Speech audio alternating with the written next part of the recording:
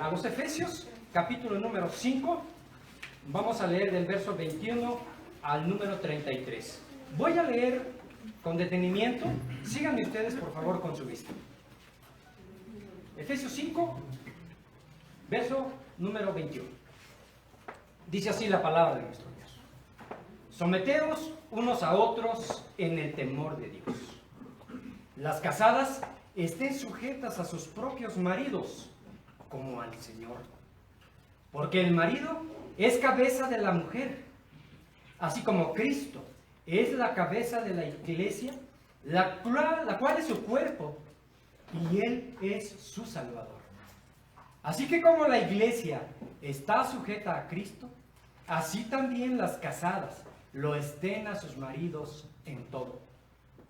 Maridos, amar a vuestras mujeres, así como Cristo amó a la iglesia y se entregó a sí mismo por ella para santificarla, habiéndola purificado en el lavamiento del agua por la palabra, a fin de presentársela a sí mismo una iglesia gloriosa, que no tuviese mancha, ni arruga, ni cosa semejante, sino que fuese santa y sin mancha. Así también los maridos deben amar a sus mujeres como a sus mismos cuerpos. El que ama a su mujer, a sí mismo se ama. Porque nadie aborreció jamás a su propia carne, sino que la sustenta y la cuida, como también Cristo a la iglesia. Porque somos miembros de su cuerpo, de su carne y de sus huesos. Por esto dejará el hombre a su padre y a su madre, y se unirá a su mujer, y los dos serán una sola carne. Grande es este misterio, mas yo digo esto respecto de Cristo y de la iglesia. Por lo demás, cada uno de vosotros ame también a su mujer como a sí mismo, y la mujer respete a su marido. Bendita sea la palabra de nuestro Dios. Amén. Y ahora dejamos el tiempo para nuestro pastor, que es el que va a desarrollar la enseñanza, el pastor Juan Benítez, esta tarde-noche. Gracias, hermano. Buenas noches, hermanos. Si ustedes me permiten, nos vamos a conservar en estos mismos asientos, para no estar, ¿cómo se llama? No hacer más movimientos y evitar un poco también, darme un poco más de tiempo en ese sentido. Y también porque, pues, de un inicio iba a decir, bueno, están prohibidos los codazos, ¿verdad? Y las expresiones, ¿verdad? De que ya escuchaste, ¿no? Creo que así estamos muy bien. Primero quiero darle gracias a Dios por este tiempo y gracias a Dios también por la respuesta que ustedes tuvieron para poder venir a esta reunión de matrimonios, como nuestro hermano decía, después de la pandemia. El tema, como ustedes lo vieron, estaba titulado Matrimonios o Mártir Monios, una palabra, ¿verdad?, que solamente fue, inventada por su servidor, para dar énfasis, pero también con el propósito de entender que también los matrimonios pueden llegar a ser precisamente una relación muy conflictiva. ¿Y cómo podemos solucionar eso? Pues solamente a través de la sabiduría de nuestro Dios. Así que vamos a orar. Padre bendito, te damos muchas gracias por este hermoso tiempo, porque tú bendices nuestras vidas. Bendice, Señor, a cada matrimonio, Señor, que está en este momento aquí, y a los que no pudieron estar también, Señor. Te damos toda la honra y la gloria en el nombre de Cristo Jesús. Amén. Bien, ustedes, como saben, y sobre todo, ¿verdad?, si ya han pasado más de 25 años de casado, el matrimonio es la relación humana más duradera.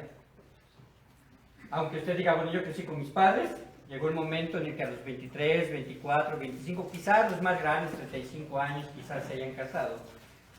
Pero al fin y al cabo, cuando nos casamos, es para toda la vida. Por lo menos esa es la intención inicial. Por lo menos esa es la disposición del corazón.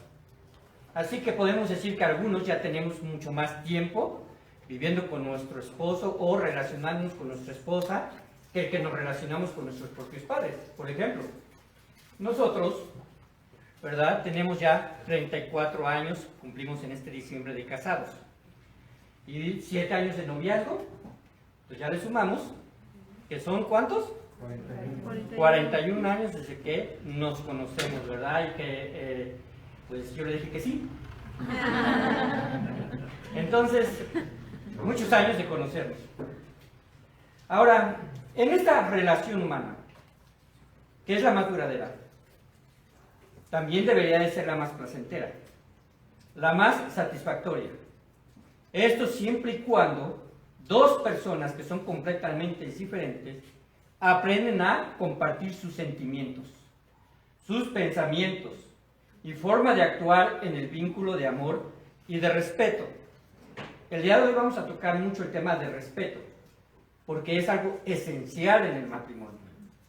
Pero por otro lado, el matrimonio puede llegar a ser una pesada carga si no sabemos cómo enfrentar los problemas de aceptación, de identificación y de adaptación. Ustedes tienen una hoja con los cantos, pueden ustedes apuntarlo en la parte de atrás. Debemos de aprender a enfrentar los problemas de aceptación. ¿Qué tiene que ver esto? ¿Te acepto tal cual eres? ¿O simplemente tiene una expectativa de ti que no se ha cumplido, verdad? De identificación. Nos identificamos en algunos aspectos, ¿verdad? Que podemos decir, podemos tener equilibrio y tenemos que tener armonía. Y de adaptación. ¿Por qué? Porque las diferentes etapas pasan por diferentes problemas, ¿verdad? Los matrimonios pasan por diferentes etapas que representan diferentes problemas en su momento. Algunos incluso de orden biológico, ¿verdad? Porque llega el momento en el que a lo mejor las mujeres o los hombres tengamos que pasar, las mujeres por la menopausia, los hombres por la andropausia, y son etapas que se tienen que asimilar de forma correcta dentro del matrimonio. O cambia mucho cuando vienen los hijos. ¿Por qué? Porque precisamente se pierden a lo mejor tiempos, ¿verdad? De tiempos de identificación o de intimidad, en el sentido de que hay que tener hijos. Y sobre todo, cuando llega una situación de enfermedad. El apóstol Pablo expresó que vivir en el matrimonio no es fácil. Quizás ustedes no han identificado esto en sus Biblias, pero apunten solamente el versículo, no lo busquen. 1 Corintios 7, 28. Dice así también, lo acabamos de leer en la porción que nuestro hermano Rogelio acaba de leer. Mas también si te casas, no pecas. Y si la doncella se casa, no peca. Pero los tales tendrán aflicción de la carne. Los dos tendrán aflicción de la carne. Y yo la quisiera evitar, dice Pablo, porque Pablo era soltero. ¿Verdad? Ahora también, el versículo 36, 33 dice así: pero el casado tiene cuidado de las cosas del mundo, de cómo agradar a su mujer. Este pasaje a veces se ha malinterpretado en relación a pensar que un casado no puede servir a Dios, o una mujer no puede servir a Dios. No está diciendo eso. Está diciendo que tienes una doble responsabilidad: agradar a Dios, pero agradar también a tu esposo, o agradar también a tu esposa. Porque el versículo 34 dice: pero la casada, ya refiriéndose a la mujer, tiene cuidado de las cosas del mundo, pero también de cómo agradar a su marido. Y cuando se refiere al mundo, no se refiere a cosas pecaminosas, se refiere a esta relación que pertenece precisamente a nuestro tiempo. La Biblia nos menciona que el matrimonio tiene un límite. Es decir, cuando usted, o cuando yo, en mi caso, mi esposa muera o yo muera, quedamos libres de ese lazo matrimonial, y la Biblia incluso permite nuevamente el matrimonio. No vamos a llegar allá con el Señor y vamos a estar casados. Dice la Biblia que ni en el cielo ni se casan ni se dan en casamiento, porque son como los ángeles. Ajá. Esto es en relación al estado civil. Algunos lo interpretan solamente en el género, pero no es así.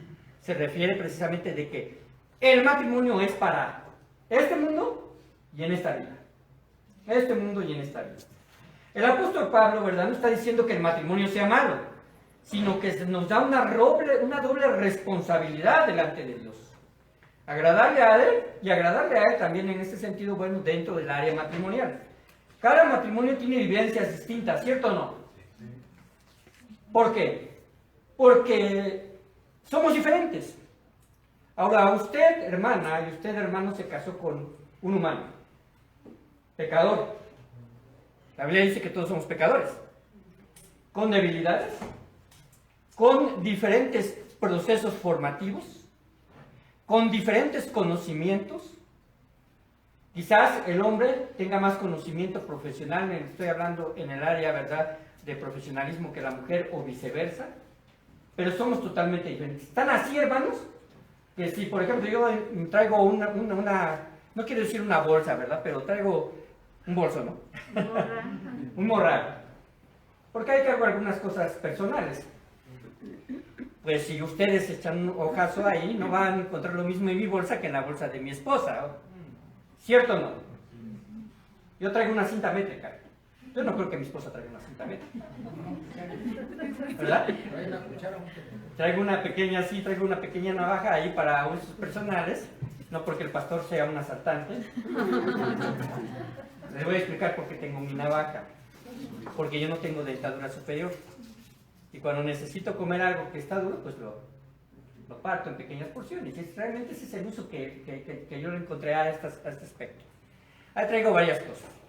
Pero no traigo rubor, no traigo barniz, no traigo un espejo, ¿verdad? No traigo un espejo, no traigo muchas cosas que yo traigo. Somos diferentes partiendo de ahí. Así que lo primero que debemos entender es que el matrimonio tiene un propósito también esencial en esta diferencia. Dice, por tanto, dejará el hombre a su padre y a su madre y se unirá a su mujer y serán una sola carne. Antes de la pandemia habíamos tenido varios talleres y les había puesto algunos nombres curiosos. Por ejemplo, durmiendo con el enemigo. Ese fue un tema que vimos.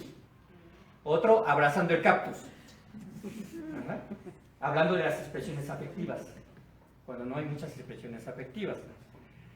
Otra que mencioné es llamar en silencio, la falta de comunicación. Fueron temas diferentes en diferentes sesiones. Lo vamos a retomar quizás desde otro punto de vista, pero esto en las próximas sesiones. Pero este pasaje nos habla precisamente que hay un iniciador o quien tuvo en mente el originar esta relación, y es Dios. Dios es el fabricante del matrimonio. Y además hay un mandato de separación. Dejará el hombre a su padre y a su madre. Hay un mandato de unión y se unirá a su mujer. Ahora, unión no es lo mismo que igualdad. Unión no es lo mismo que igualdad. No somos iguales, mi esposa y yo. Y serán una sola carne. Esta tiene una intención de intimidad. ¿Con qué propósito? Con el propósito precisamente de reproducción. Nuestro Dios, ¿verdad?, creó al hombre para que se multiplicara, buscando descendencia para él. Ahora, considerando que es la más importante relación humana entre dos personas, deberíamos sentarnos a pensar cómo estamos construyendo esta relación. Porque es una relación que se cultiva día a día, hasta el último día de nuestra existencia que vivamos con él o con ella. Jesucristo refirió estas palabras, que las quiero precisamente aplicar a nuestra relación. Porque Jesucristo dijo, porque ¿quién de vosotros queriendo edificar una torre no se sienta primero y calcula los gastos a ver si tiene lo que necesita para acabarla? Aquí Jesucristo, ¿verdad?, en el texto original, pues está hablando acerca precisamente de lo que cuesta seguirle a Él como discípulos. Pero en realidad, ¿verdad?, cuando utiliza precisamente esta frase es algo entendible con respecto también a algún proyecto. Cuando nosotros construimos algo, pues queremos que la casa o que la construcción o que el negocio perdure mucho tiempo. Así que hay que sentarse, ¿verdad?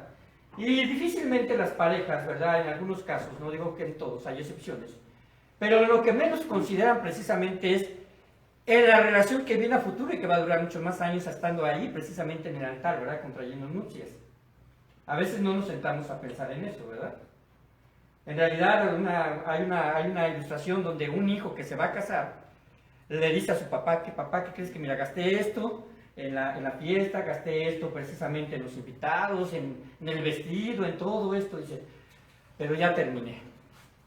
Y el papá le dice, no, hijo, ¿verdad? El enganche es lo más fácil, después vienen las mensualidades. Y así es, en realidad podemos pensar que así podemos ver también el matrimonio. Cuando nos casamos quizás no nos dimos cuenta de la tarea de calcular cuánto esfuerzo tendríamos que hacer para llevar a buen término nuestro matrimonio. Solamente decidimos casarnos pensando en convivir como pareja. ¿Usted pensó eso? pensando en convivir con pareja. Claro que lo pensó desde el momento que fue un noviazgo. Ajá. Ahora, ¿qué otra cosa? Crear un proyecto futuro de vida común. Esto ya es, vamos a decirlo así, un objetivo y empezamos a pensar cuántos hijos tenemos, empezamos a planear la cantidad de familia, empezamos a administrar gastos, o quizás tengan a lo mejor hasta un negocio, ¿verdad?, en común, y tenían que verlo como un proyecto de pareja. Ahora, con el paso del tiempo, esta convivencia se fortalece porque se alimenta de ilusiones, de esperanzas, de deseos, de esfuerzos, de necesidades, de ganancias, de pérdida y de satisfacciones. Y pueden ustedes enumerar algunas otras cosas. De esto se alimenta el matrimonio. Aún de los problemas. Porque si sabemos sortear los problemas, es porque tenemos una actitud madura en cuanto precisamente a la seriedad del compromiso que adquirimos. Aquí podemos preguntar, ¿qué debe de haber en una relación matrimonial? Usted puede apuntar si gusta. Número 1, amor. Amor, es el vínculo, ¿verdad?, que une a las parejas. Respeto.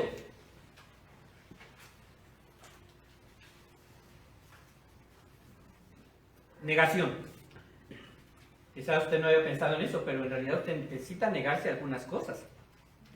Si a usted le gustaba salir con amigos, pues quizás llegue el momento en que usted tenga que decir, no, es más importante mi esposa o mi esposo, si hablamos también de amigas. Ayuda. ¿Qué debe de haber en una relación matrimonial? Ayuda. Obviamente ayuda mutua. Comprensión. Comprensión. Aquí podemos pensar y decir, ¿usted ha identificado las fortalezas de su esposo y sus debilidades? O en el caso, ¿verdad?, hacia la esposa, el esposo ha identificado sus fortalezas y debilidades de su esposa. Lealtad.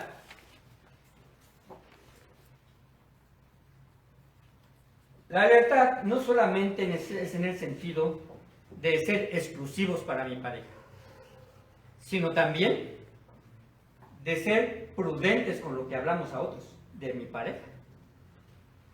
Provisión.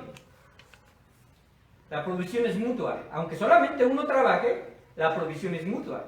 Porque si usted trabaja como varón y su esposa no, su esposa le está proveyendo cuidado, le está proveyendo, ¿verdad?, alimento, le está proveyendo un espacio o un ambiente saludable, seguro. Comunicación, etcétera. Quizás usted vaya a encontrar alguno, anótelo.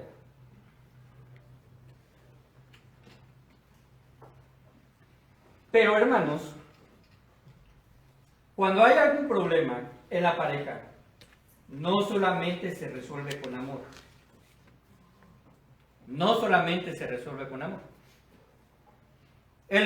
Cuando hablamos acerca del fruto del Espíritu, hablamos que este es un elemento que Dios ha provisto a aquellos que ya le recibieron como su único y suficiente Salvador.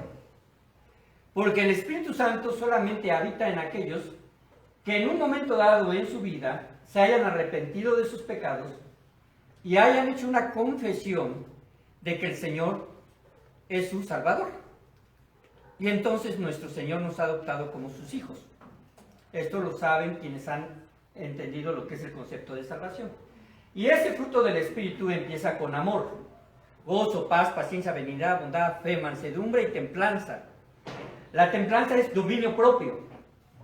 Ahora, no quiere decir que una gente que no conozca al Señor como su Salvador no tenga dominio propio, pero no se presenta como un fruto del Espíritu, sino como algo que a lo mejor conductualmente ha sabido manifestar. Ahora, los esposos son esencialmente diferentes a sus esposas, empezando por cuestiones de género, cierto, esto es cierto, ¿no? Por cuestiones de género. La fuerza física de un varón, por lo general, es mayor que la de su esposa. A lo mejor hay una excepción por ahí que me acordé, pero no está aquí. Pero esencialmente el hombre es más fuerte físicamente. Por cuestiones de género, también representa aspectos de diferencia de pensamiento. La mujer, por lo regular, y esto es muy sabido, ¿verdad? En el área, vamos a decirlo así, médica, la mujer tiene la capacidad quizá de concentrarse en varias cosas a la vez, pero el hombre no. Esto también puede haber excepciones. A veces se ha ejemplificado como que la mujer, por ejemplo, es un portaaviones con radar, que puede enviar los portaaviones a donde, que los aviones a donde sea, simplemente tiene que identificar dónde está la necesidad. Pero el hombre se le ha identificado como un submarino, que solamente, ¿verdad?, a ver, de frente, porque hacia otros lados no puede hacerlo. Aunque tiene también su giroscopio, pero solamente puede, con los submarinos que hasta yo conocía y que nunca he visitado uno, bueno, solamente dirigirse hacia un punto. Ahora, esto nos cuesta a nosotros a veces armonizar, porque esencialmente a veces hay un intento de que la mujer piense mi esposo como yo, o viceversa. Hay un intento del esposo que la mujer tiene que pensar como yo, y no es así. Las esposas, cuando comunican, informan con énfasis relacional. Pueden apuntar esto. La mujer, cuando comunica, informa con énfasis relacional. Los esposos, cuando comunican, informan con énfasis de contenido. Ninguno es mayor que el otro. Voy a poner un ejemplo. La esposa pasó un mal momento con su hijo. El esposo le pregunta, ¿verdad?, llegando a casa, ¿cómo estás? Ella responde, me duele la cabeza. ¿Por qué?, pregunta el esposo.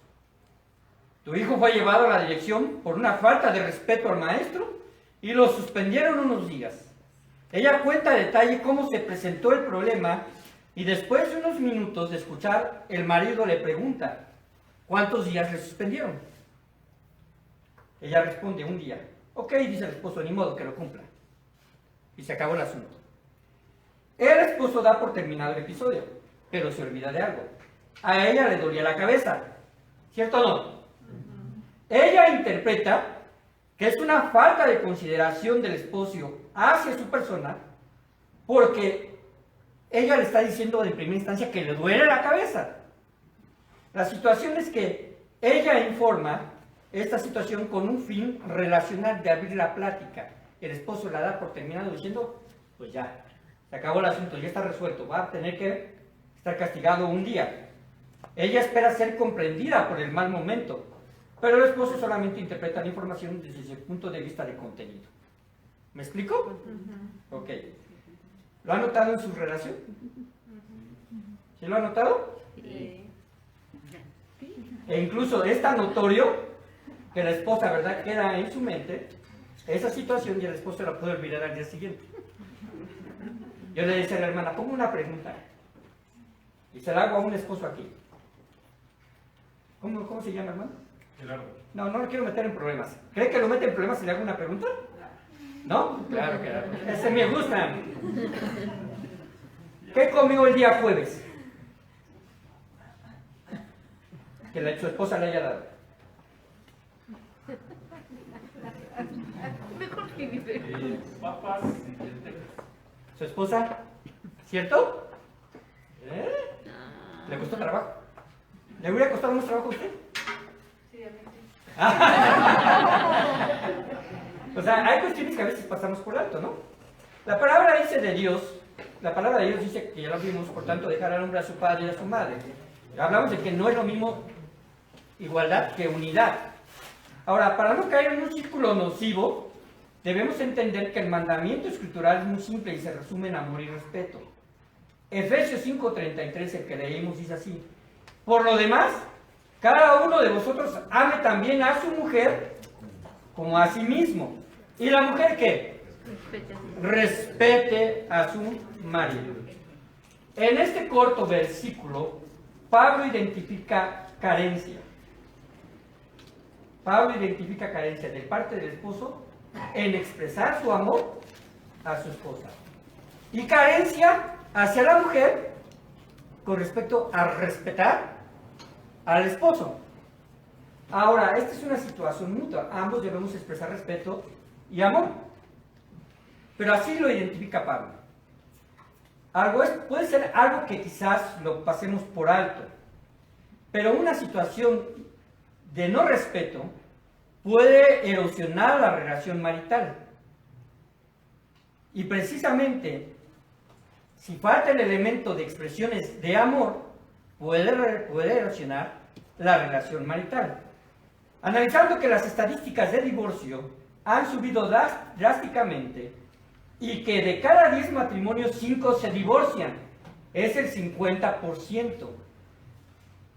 Ahora, y que uno de esos 5 que se divorcian lo hacen después de los 30 años de matrimonio. ¿Por qué? Porque es cuando precisamente se llegan a perder los reforzadores emocionales, porque los hijos parten, porque los hijos se casan, porque el esposo o la esposa terminan su trabajo y ahora pues se encuentran en casa todo el tiempo y no saben ni siquiera cómo convivir. Esto llega a suceder. No estoy diciendo que esté sucediendo en sus matrimonios, pero llega a suceder. Ahora, y de los que se conservan dentro del matrimonio, aún por la cantidad de años, algunos están viviendo una crisis en su relación. No le voy a pedir que levante su mano, pero quizás usted ha experimentado una crisis en su relación. Y quizás llegó el momento en el que su matrimonio se convirtió en un matrimonio de conveniencia. Este concepto habla de un matrimonio en el cual, bueno, nos soportamos, nos ayudamos, pero estamos conscientes de que ha habido un declive. Y que estamos viviendo una relación de este tipo. Esta relación es rescatable. Esta relación es importante que entendamos que podemos nuevamente llevarla a una fortaleza como empezamos o incluso más. Se ha dicho que a lo mejor un matrimonio son como 2 velas encendidas. Que si mantienes las mechas juntas, ¿qué sucede con la flama? ¿Se aviva más? ¿Cierto o no? Sí.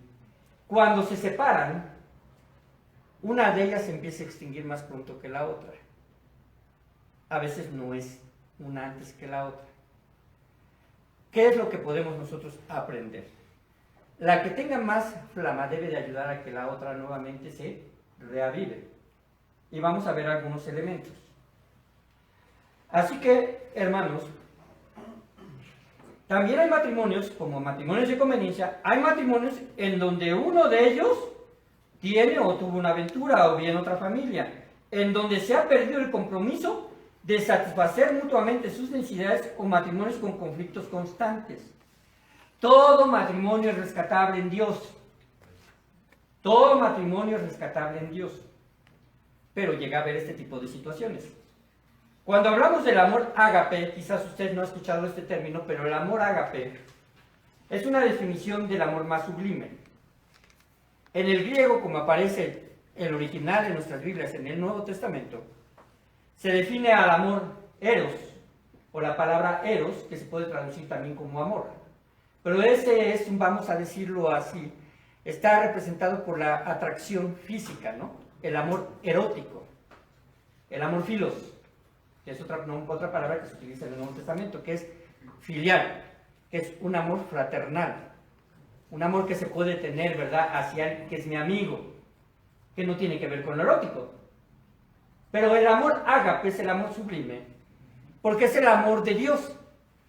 Y este amor es la expresión de que primeramente voy a pensar yo en ella, o en el caso de una mujer, en él. Voy a poner sobre mis expectativas las expectativas de él, y viceversa.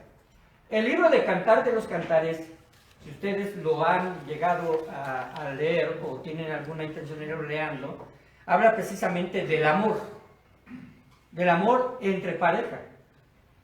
Y ahí en ese capítulo se presenta una frase que parece que es la misma, pero cambia. Busquen estas frases, no recuerdo las citas, pero así empieza ella hablando. Mi amado es mío y yo de él. Pero ¿notan algo interesante? ¿Notan algo que en relación a esto de que él es mío y yo de él? Porque después en la siguiente frase dice así: yo soy de mi amado y él mío. Cambió el orden, ¿cierto? Como que primero hay una situación un poco más egoísta y después cambia a una situación, vamos a decirlo así, de que ahora yo entiendo que yo soy de mi amado, pero ahora también es mío. Y termina solamente con la última frase: mi amado, perdón, yo soy de mi amado. Y ya no mete la otra parte. ¿Qué es esta situación tan interesante en el libro de Cantares? Representa un proceso en el crecimiento del amor. Cuando constantemente se pone énfasis en el amor, pero no se toca el punto de respeto con la misma continuidad. Hay una conexión muy importante entre amor y respeto. Como parejas estamos interesados en que nuestra relación marche bien. Yo creo que por eso estamos aquí, porque estamos interesados en que nuestra relación marche bien. Y las mujeres especialmente desean que sus esposos abran su corazón aún más. Sin embargo, en ocasiones, cuando el esposo expresa sus anhelos, esto a veces resulta en crítica por parte de la esposa y viceversa. El esposo decide entonces cerrarse, o la esposa, y no hablar del tema nuevamente por algún tiempo. ¿Por qué? Porque normalmente esperamos que el otro exprese lo que yo quiero oír. Pero cuando me expresa algo que yo no quiero oír, entonces me cierro. Ejemplo: una esposa considera que su esposo se ha mantenido ausente, no necesariamente en presencia, sino en pensamiento. Percibe que él en ocasiones parece no oírla. Ella cree que algo le preocupa e intenta entrar en su corazón preguntándole: ¿qué tienes? Esta sería una pregunta, pues vamos a decirlo, muy lógica, ¿no? ¿Qué tienes? O alguien a lo mejor, ¿verdad?, más intencional dice: ¿algo te preocupa? Y alguien que no es tan intencional, positivamente, te puede preguntar: ¿en quién estás pensando, no? ¿Llega a suceder? Sí, y uno no está pensando en nada. Está así en blanco, ¿no? Ahora, en ocasiones, él duda en abrirse porque recuerda que en el pasado ya ha hecho varios intentos de ser comprendido y no ha visto el cambio deseado. Sin embargo, él expresa nuevamente que no está preocupado, sino frustrado, que desea intimidad de forma más constante, y él reacciona y dice: tú solo piensas en sexo y yo estoy preguntando si algo te preocupa. O viceversa. En el caso de que la mujer desea comunicarse, ¿verdad?, y el hombre intenta abrirse con respecto a, intenta que su esposa se abra en eso, y la esposa puede expresar: es que tú nunca platicas conmigo. Pues estamos platicando, le dice uno, ¿no? Pero no se refiere a ese diálogo, a ese diálogo corto. Se refiere a una situación de que ella precisamente se comunica de forma más expresiva. Y eso los hombres también tenemos que entender. Debemos entender que muchas mujeres intentan conectarse con sus esposos desde el área afectiva, a través de la comunicación. Y cuando hay una buena comunicación, observen esto, cuando hay una buena comunicación en la pareja, ¿qué es lo que sucede? Entonces la mujer reacciona más fácilmente en el área sexual. Pero los esposos es a la inversa. Se conectan mejor con sus esposas cuando son suplidas sus necesidades sexuales y reaccionan mejor al área de comunicación. Yo creo que los que tenemos muchos años hemos visto esto. Tampoco esto es, vamos a decir, un recetario. Hay sus excepciones, ¿cierto o no? Debemos entonces entender este tipo de situaciones. Ahora, no quiere decir que no hayamos hecho nada de regla, como lo dije, pero es importante en la relación de pareja que usted conozca a su cónyuge y comprenda cuán importante y necesario es satisfacer estos aspectos de forma mutua. El respeto debe dejar de ser egoísta. ¿Por qué? Porque a veces decimos: respétame, pero el intento ese de decirle respétame, quizás no se trate de una falta de respeto, sino solamente se encuentra como precisamente un arma para evitar o cambiar la plática. Quizás hay algo que se deba de resolver y solamente diciendo eso pues simplemente se evade el problema. El respeto no es así. Por el contrario, ¿cómo se debe de manifestar el respeto? Debe de manifestarse con actitud de exclusividad. Es decir, para ustedes dos, de intencionalidad, al suplir las necesidades del otro. Y ya sean de amor, sexuales y comprensión emocional. ¿Por qué digo esto? Cuando Pablo está hablando ahí en 1 Corintios 7, por ejemplo, dice uno de los versículos, no os neguéis el uno al otro, ¿cierto? Pero a lo mejor podemos encontrar una excusa, bueno, simplemente, que tú no me respetas, que ahorita estoy enojado, ¿no? Estoy enojada, o cuestiones así. La situación es que si no existe, ¿verdad?, una justificación que sea realmente, vamos a decirlo así, palpable, no nos corresponde, ¿verdad?, a nosotros, porque nos debemos del uno al otro. Y además, este tipo de situación, ¿verdad?, la palabra de Dios lo especifica muy claramente, a menos que sea de mutuo acuerdo o consentimiento. Es decir, estamos de acuerdo, no pasa nada, ¿verdad? Yo no voy a insistir si tú te sientes mal, yo no voy a insistir si hay alguna situación que afecte, o yo no voy a insistir si esto, y viceversa, también en otros aspectos. Así que, cuando hablamos acerca de esto, si usted quiere que su cónyuge cambie un hábito, porque esto es muy palpable en los matrimonios a veces, usted quiere que su cónyuge cambie un hábito, o un modo de actuar que está creando conflictos en su matrimonio. Primero debe demostrarle que lo acepta tal como es, que en realidad lo que es el problema es la actitud o el hábito lo que está causando problemas. Porque si no vamos sobre la persona, entonces le vamos a decir, tú siempre eres así, tú no cambias. Es más, cuando dice tú no cambias, quiere decir que tú no tienes la capacidad de cambiar. Parece ahí un mensaje subjetivo en relación a qué, a más enrarecer la relación que a buscar algo positivo. Aquí voy a mencionar esto. ¿Ustedes han oído los 4 jinetes del Apocalipsis? Estamos leyendo un poco acerca del Apocalipsis, ¿verdad?, en estos tiempos. Y los primeros eventos en los escatológicos aparecen ahí, ¿verdad?, simbólicamente 4 jinetes. Bueno, los 4 jinetes de las malas relaciones, se los voy a decir. Los 4 jinetes de las malas relaciones. Número 1, la crítica. ¿En qué consiste la crítica? Consiste en atacar al cónyuge en lugar de atacar el problema. ¿Suele suceder? Atacas más a la persona que en lugar de atacar el problema. ¿Qué implica esto? Implica culpar. Por ejemplo, tú siempre eres bien desordenado. No recoges tu ropa cuando te bañas. Digo cosas que no me pasan, ¿verdad? No recoges tus trastes. No dejas las cosas en orden. ¿Saben que los hombres somos ordenados? Casi siempre sabemos dónde dejamos el control de la televisión. Casi siempre sabemos dónde dejamos la herramienta o cosas de ese tipo, ¿no? Pero la crítica. El segundo jinete de las malas relaciones. El desdén o el insulto. Quizás este sea el más grave. Cuando se da. Es el más destructivo de esto. ¿Por qué? Porque significa despreciar y rebajar al cónyuge. Incluye burlas. Incluye burlas. ¿Verdad? No puedo meterme en estas situaciones muy profundamente, pero ustedes entienden. ¿Burlas en qué? En la imagen quizás de mi esposo. O en la imagen de mi esposa. O en decirle roncas como tal, ¿no? Y no me refiero a otro hombre o otra mujer, sino me refiero a lo mejor a algún animal, cuestiones así de ese tipo. Que destruyen. Sarcasmos. Humor negro.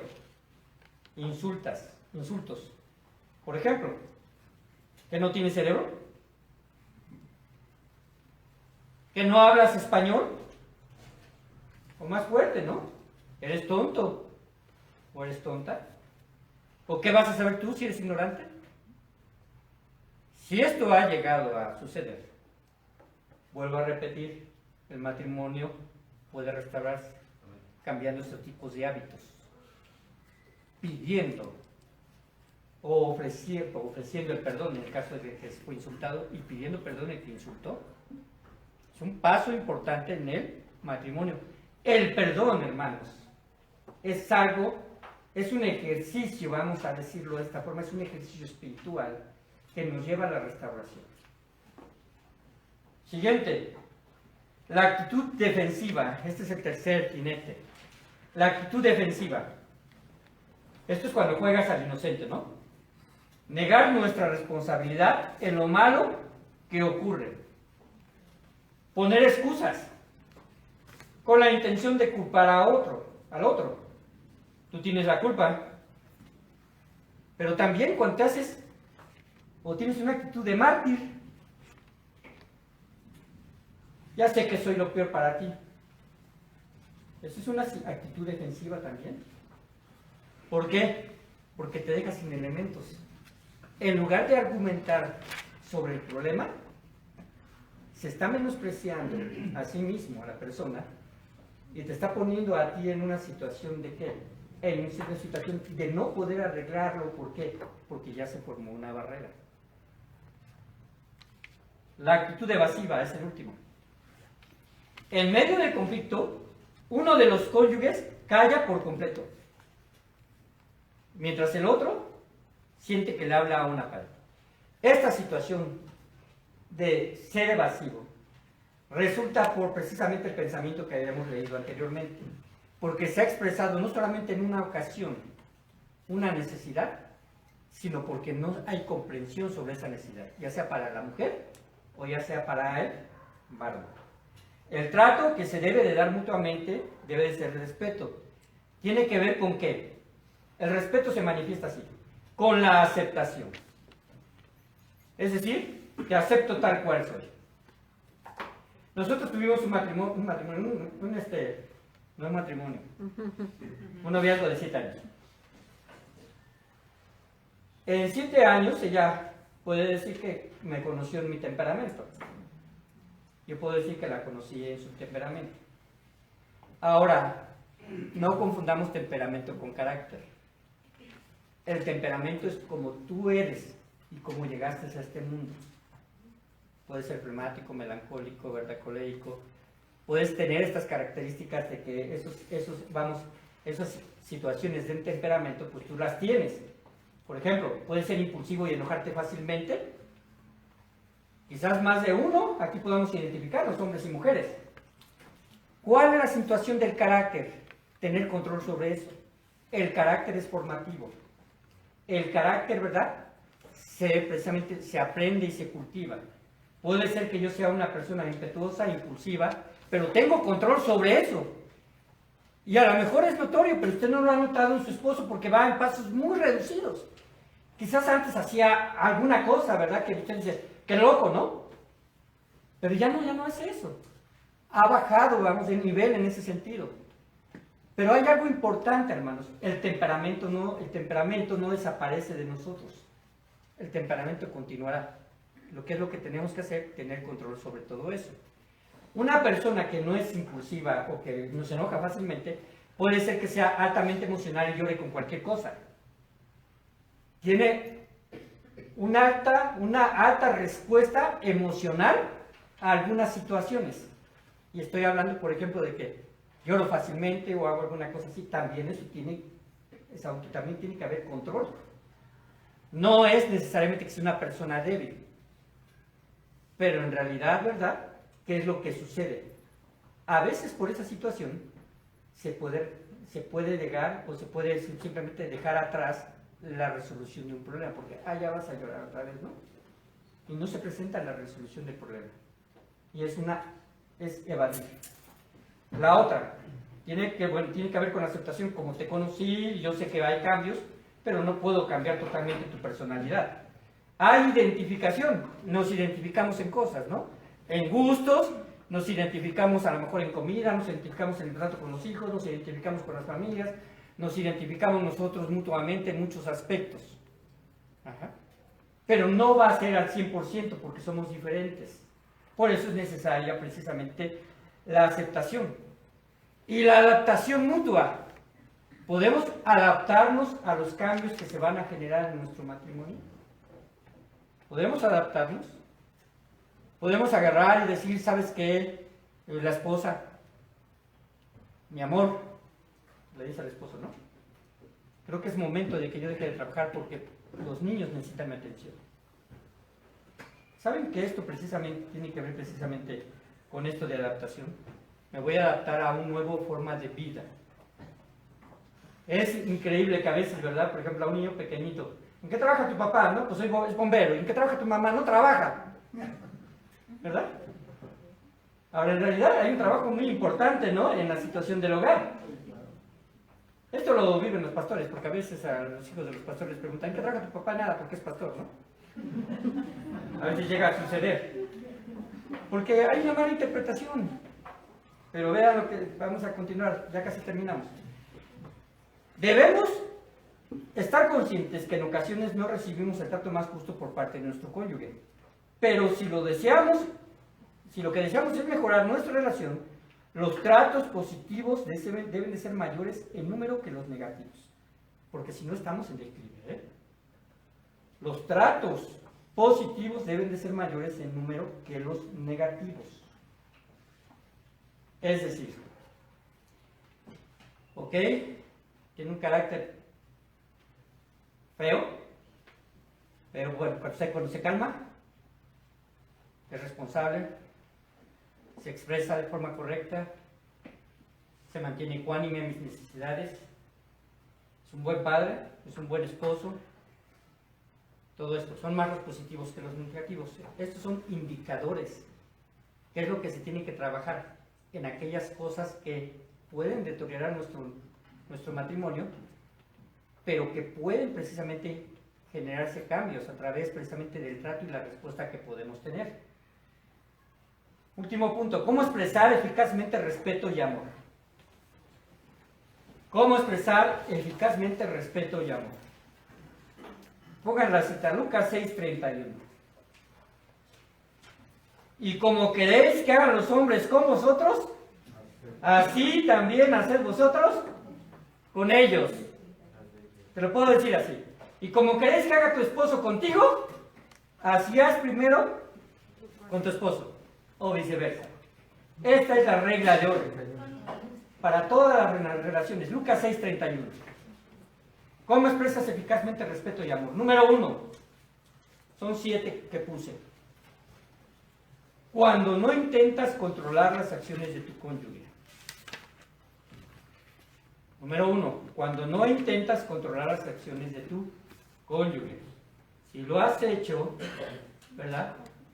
Ten cuidado cuando se expresa una situación de impaciencia en tu cónyuge. ¿Por qué? Porque se siente controlado.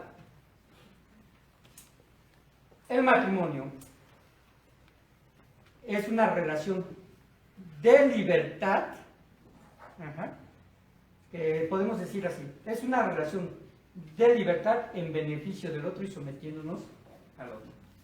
Parece contradictorio, pero en esa situación, ¿verdad?, de compartir, podemos tener libertad. Número 2, cuando cada uno se le da el derecho de palabra y respete tal derecho, sin manipular o monopolizar la conversación. Siempre va a haber uno de los dos que hable más, ¿no? Eso va a suceder. Pero no monopolice la situación, la conversación. Porque solamente entonces lo que le intento es tratar de decir al otro que soy yo el que tenga la razón, ¿verdad? Que no hay necesidad de conocer lo que tú piensas. Número 3. Cuando comprendes qué tan importantes son las necesidades de tu cónyuge en comunicación, en expresiones afectivas y en expresiones sexuales. Son 3 aspectos que son inherentes al matrimonio y hay que comprender. Número 4. Cuando comprendes que todos necesitamos espacio y que nuestros pasatiempos y gustos pueden ser diferentes. En lo posible compartan los pasatiempos, en lo posible compartan los gustos, ¿verdad? Pero voy a poner un ejemplo. Me voy a poner yo contigo porque... Pero no es porque suceda con nosotros. Por ejemplo, que llegáramos a un restaurante. Y en los restaurantes hay menú, ¿cierto? Hay cartas. Pero a ella le encantan los brócolis. A mí no me gustan. Pero ella considera que yo necesito comer verdura. Pero yo estoy ahí en ese momento, ¿verdad? Y yo digo, pues quiero una carnita bien asada, ¿no? Y ella agarra y me dice, es que no comprendes que te hace daño. Pida brócoli igual que yo. Ahí suceden varios aspectos. Hay control. Y se rompe el espacio que se necesita en un gusto con respecto al alimento. Yo le voy a decir algo. Si a mí me va a hacer daño la carne, ella no es responsable del daño que yo me ocasioné por ser imprudente al comer algo que no tengo indicado por el médico. Le digo que no es eso porque sigo comiendo carne. Pero es una situación, vamos a decirlo así, tan simple que puede caer en un conflicto. Y otra cosa. Número 5. Cuando comprendes que tú eres responsable de tu edificación espiritual y no coaccionas a tu cónyuge a vivir una vida espiritual no sincera. ¿Se entiende? Cuando comprendes que tú eres responsable de tu edificación espiritual y no coaccionas a tu cónyuge a vivir una espiritual no sincera. En los matrimonios cristianos debe de haber equilibrio. Ambos pueden orar al momento de la comida junto con sus hijos, pero quizás tengan una hora diferente para sus tiempos devocionales. Yo a veces lo tengo a las 3 de la mañana, ¿verdad? Y no la paro a ella. Para que, oye, pues, que no eres espiritual, levántate, ¿no? O sea, ¿me explico? Ahora, con relación, y quiero que me entiendan bien, con relación a la asistencia del templo. Quizás haya matrimonios que alguno de los dos no coincida, ¿verdad?, en este aspecto porque no ha habido un desarrollo espiritual en su vida, o quizás a lo mejor sea un matrimonio, ¿verdad?, que uno de los dos no es creyente. Si hay libertad y hay respeto, obviamente, el que no es creyente respetará a la persona para que pueda precisamente edificarse y alimentarse espiritualmente. Pero el que es, sea hombre, sea mujer, no puede coaccionar al otro y decirles que tú nunca buscas a Dios. ¿Por qué? Porque eso daña la relación. Y te voy a decir algo. Daña el trabajo que el Espíritu Santo puede estar haciendo en tu pareja. Otra cosa. Punto 6. Cuando no tratas de imponer tu voluntad sin llegar a un acuerdo.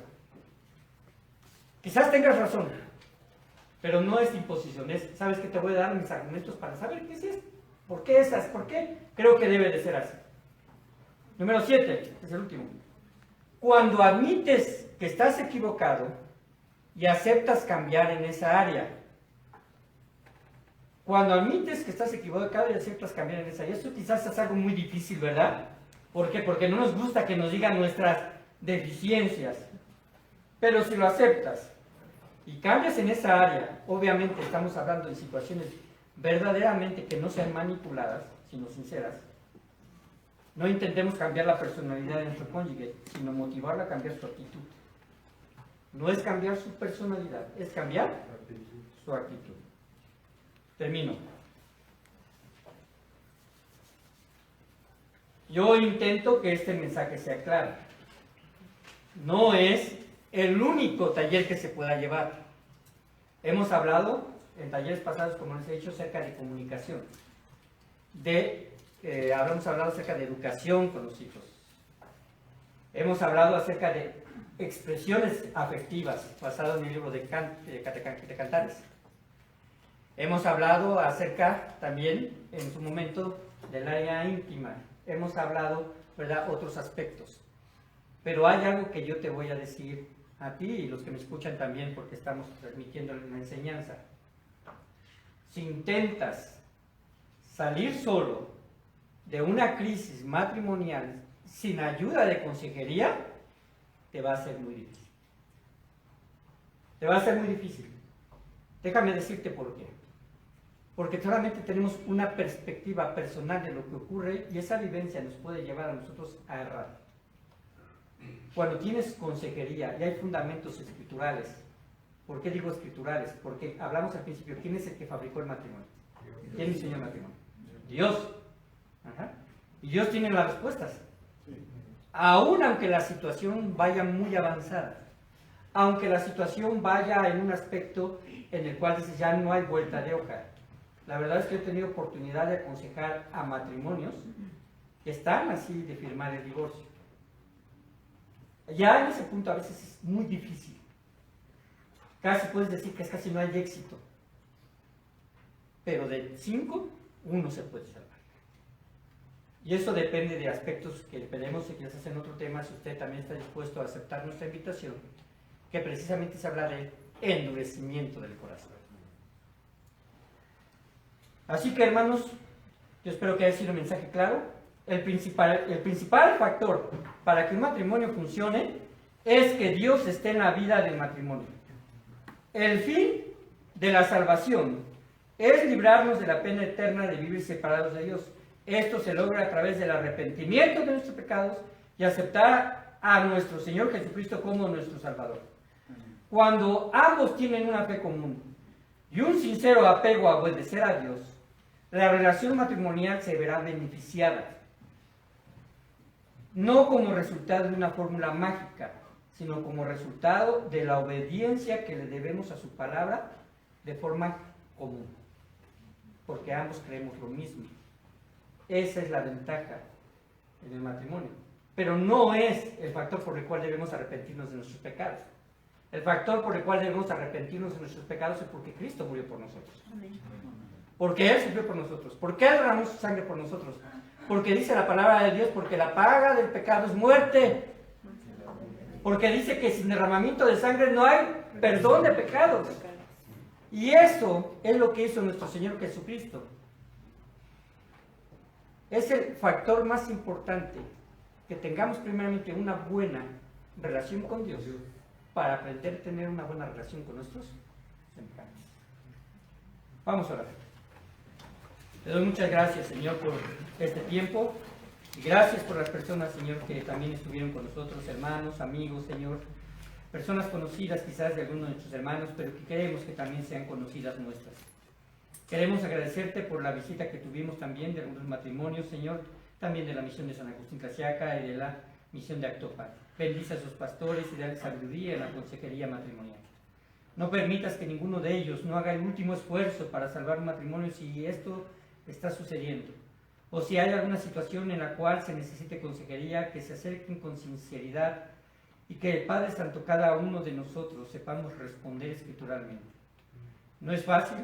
Los pastores vivimos relaciones matrimoniales, quizás con problemas muy comunes, quizás con situaciones y tentaciones que los demás viven. Padre bendito, ayúdanos también, Señor, a dar testimonio y a ser ejemplo en este aspecto. Somos tan humanos como cualquiera. Quizás la ventaja que tenemos es que tengamos un conocimiento más profundo de las Escrituras. Y tú permite que eso ayude a nuestras relaciones de los pastores de forma personal y a aquellos a los cuales podamos bendecir a través de tu palabra. Te damos toda la honra y la gloria en el nombre de Cristo Jesús. Amén. Amén.